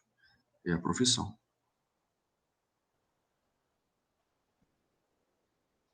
Alguém discorda? Alguém discorda que a profissão é mais obrigante, é mais constante e é mais vinculante para realizar uma obra geral de sacrifício pelo bem público, de cooperação na obra coletiva e de desprendimento pessoal pelo interesse coletivo.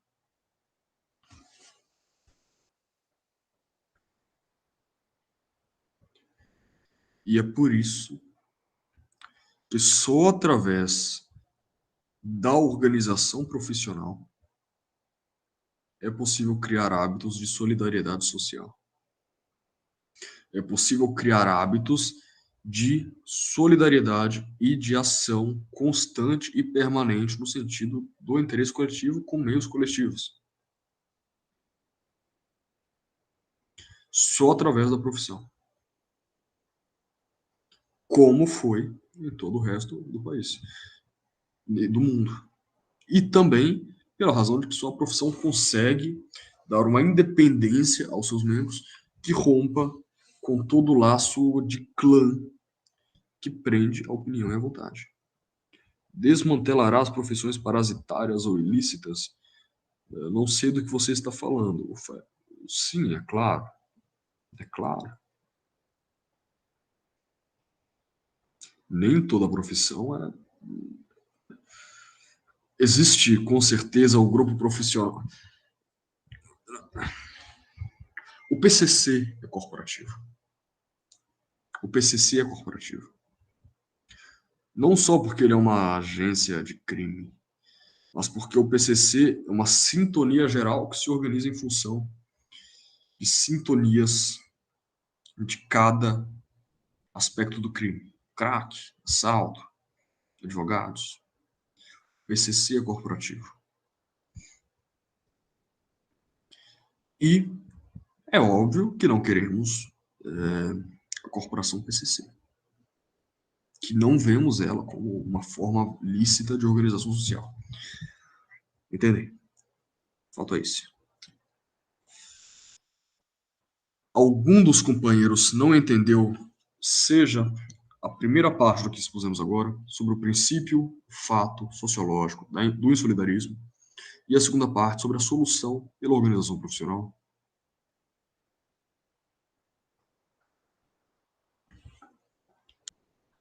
Eu quero voltar.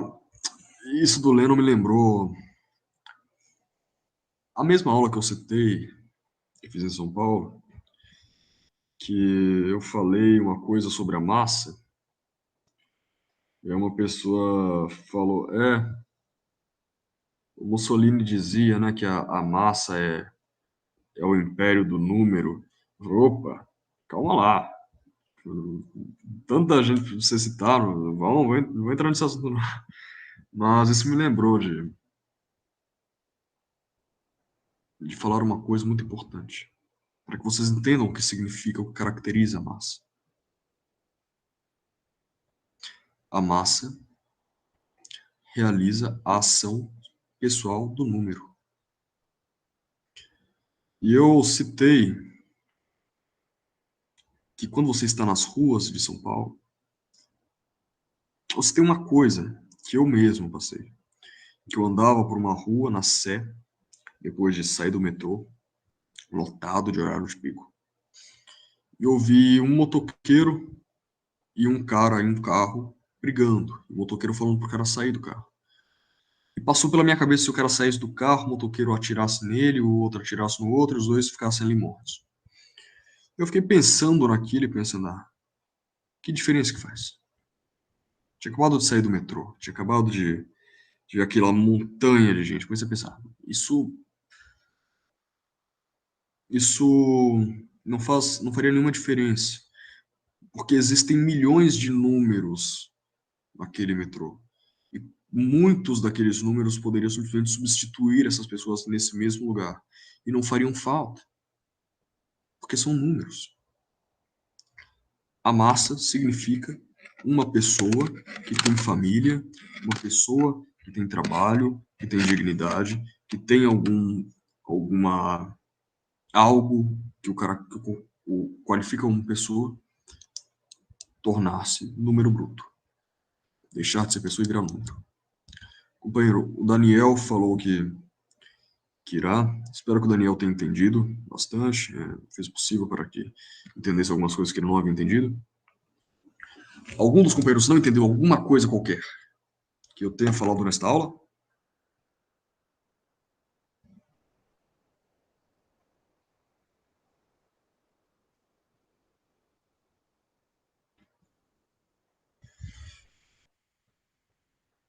Acho que não, né? Acho que todos entenderam bem. Acho que todos conseguiram pegar. Eu fiz o possível para explicar para todos. E estou aqui até o último minuto esperando qualquer dúvida para que possamos resolver aqui. Não havendo dúvidas, companheiros, encerraremos agora. E fico muito feliz com cada um dos que chegaram até o final. Guilherme, Henrique, Jonas, que eu fiquei pensando, esse cara já deve estar dormindo há muito tempo. Mas acabei de ver que ele está online. Leandro, o outro Leandro, Lennon, Moisés, Robert e Vitor. Muito obrigado a todos, porque não é fácil. Não é fácil você ficar 2h30 assistindo uma aula até 00:11. Eu tinha prometido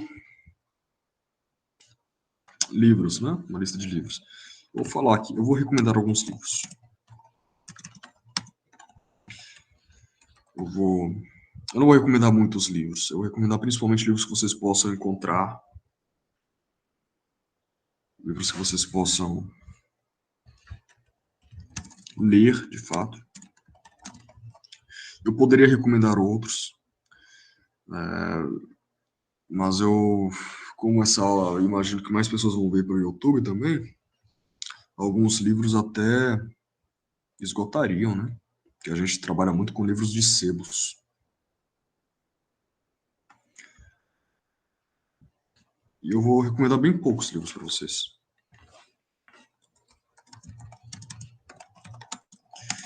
Eu vou recomendar um livro que talvez os companheiros estranhem. 2 livros talvez os companheiros estranhem.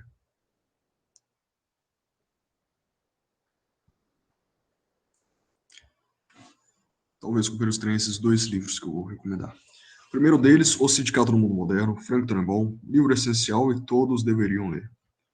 O segundo deles, Espírito da Burguesia, de Plínio Salgado. E esses companheiros devem estranhar. Espírito da Burguesia, o que tem a ver? Só que nos capítulos O Espírito e a Massa e Psicologia do Todos Comando da Massa, Plínio Salgado fala, em primeiro lugar, eu acho que isso deveria ser lido por todos. No primeiro, ele fala sobre a relação do homem com a massa. E no segundo, fala sobre o processo de sugestão que é levado ao efeito dentro da massa. Certo? E o problema do Sindicato Único no Brasil, de Evaristo de Moraes Filho. Isso não... Ai, que livro estranho, né? Evaristo de Moraes Filho era um nome um pouco peculiar. É difícil dizer até que ponto ele era liberal e até que ponto ele era marxista. Esse livro é uma defesa do Sindicato Único. E parece que depois ele parou de defender o Sindicato Único. Pelo menos é o que dá a entender. Mas a primeira parte dele é um estudo sociológico profundíssimo e muito, muito completo sobre os grupos sociais dentro da sociedade. E na parte final, o capítulo dele sobre insolidarismo é sem dúvida o melhor que já foi escrito. Ele compendia tudo que os sociólogos falaram. Todos os grandes sociólogos brasileiros falaram sobre o tema. Então, vocês não precisam passar por vários livros estudando um por um. Ele faz um compêndio bem geral e comenta. Eu acho que é só. Poderíamos recomendar muito mais livros, poderíamos falar de muito mais livros. Não vai recomendar nada do Viana? Oliveira Viana. Não. Eu vou recomendar um. Problemas de organização e problemas de direção, de Oliveira Viana. Por quê? Porque aqui vocês vão aprender sobre a educação pelo hábito, tal como nós falamos agora há pouco. Educação pelo hábito da profissão. Esses são os 4 livros que eu vou recomendar para vocês. Todos eles têm PDF. Não, acho que o último não tem ainda. Mas vamos providenciar o PDF dele. Problema do Sindicato Único no Brasil vocês encontram fácil. E, enfim, a lista está aí. Vocês podem pesquisar e ler. O Sindicato no Mundo Moderno, na minha opinião, é o melhor livro que já foi publicado sobre sindicato. Não é perfeito, não é definitivo, mas entre os que foram publicados é o melhor. E o que ele fala sobre individualismo é numa eloquência, numa clareza que vocês poderão ler dezenas de livros e talvez não entendam ainda da forma como ele permite que vocês entendam. Então, eu recomendo muito esse livro, muito mesmo, gosto muito dele. Foi publicado pelos integralistas, né, a primeira edição, acho que as 2 edições no Brasil foram da GRD, e se tiver alguma que não foi da GRD, então é da editora do Chefe, Livraria Clássica Brasileira. Ou seja, fomos nós que divulgamos no Brasil. É isso, companheiros. Eu quero perguntar pela última vez se vocês entenderam tudo, se ficou claro para vocês, se foi uma aula que vocês puderam tirar algo de útil, que vocês puderam aprender algo de novo, vocês puderam tirar dúvidas.